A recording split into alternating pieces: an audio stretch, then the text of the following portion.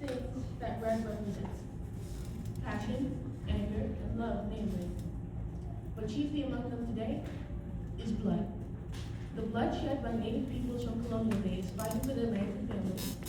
The blood shed on the various forced migrations from those lands during the 1830s. And the bloodshed that took place in residential schools when native children were kidnapped, assaulted, and forced to shed their culture and assimilate into white America. And the bloodshed taking place right now, where the murders and disappearances of indigenous men, women, and girls are being ignored on every level, while perpetrators go off scot-free. So, why does MMIB matter? It's missing and murdering indigenous people. People of every race go missing or are murdered.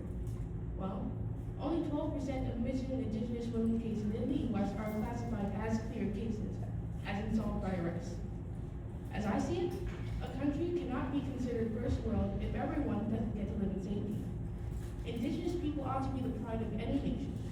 But when they aren't protected or respected, the entire nation's morality and trustworthiness are called into question.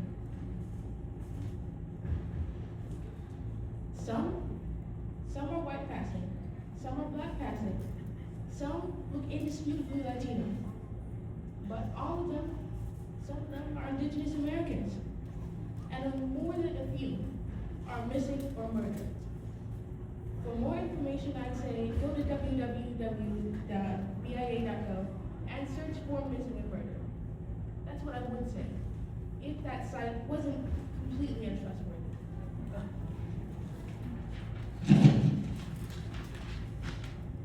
For example, there's a girl on there. She's 3 years old. Her name is Artepian. But her birthday wasn't on the site. And her age wasn't even up to date.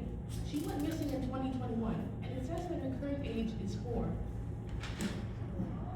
And there's another Jane Doe on there. Her section was incomplete.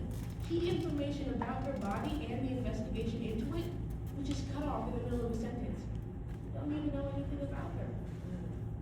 This is representative of a wider issue in institutions meant to protect indigenous people.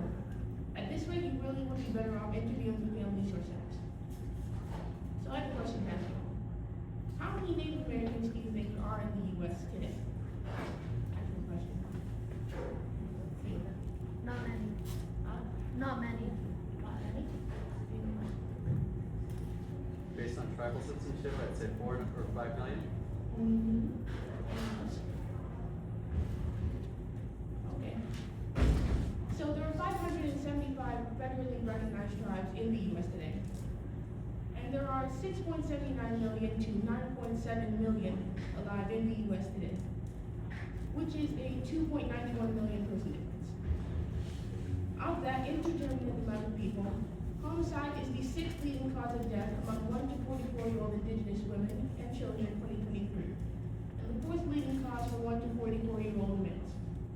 More than 1.5 million indigenous women have experienced violence in their lifetime, and 58% of women and 51% of men report violence from their significant others. This is not reported to include the 71% of natives in urban areas, including myself.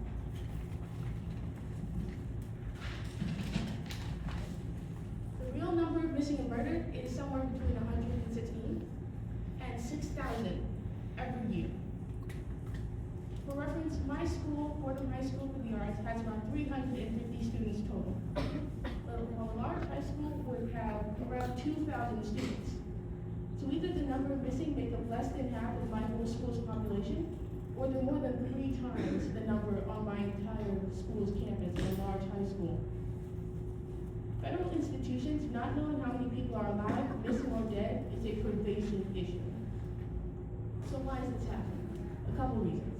It's largely due to the misidentification of race. A lot of missing and murdered are classified as Caucasian, Asian, Black, or Latino. And racism? Microaggressions and assumptions lead to dismissal of concerns by authorities and distrust in institutions by the people who need the most.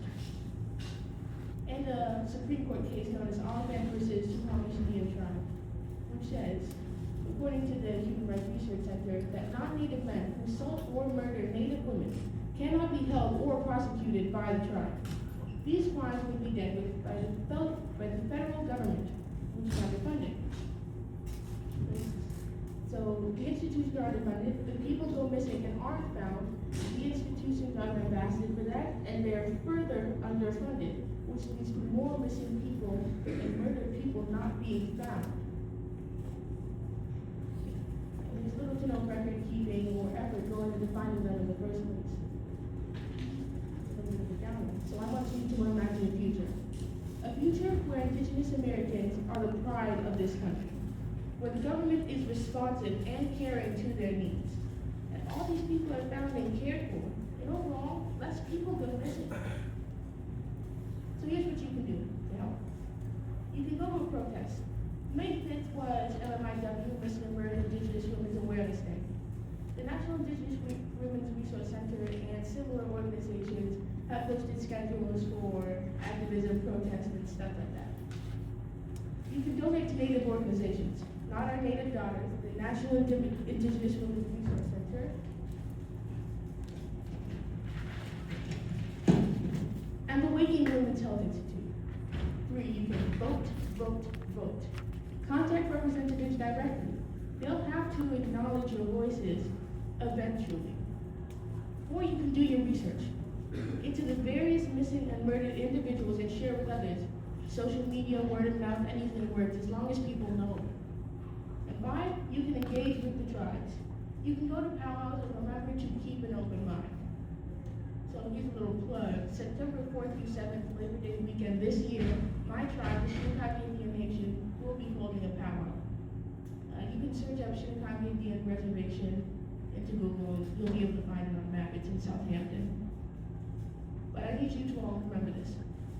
It's harder for atrocity to take place when people are watching. There are many things you can do as an individual, but even more as a collective. Things can't change unless you make an effort. You have power, and please, for the sake of all the missing, the murdered, the living, and the dead, use it.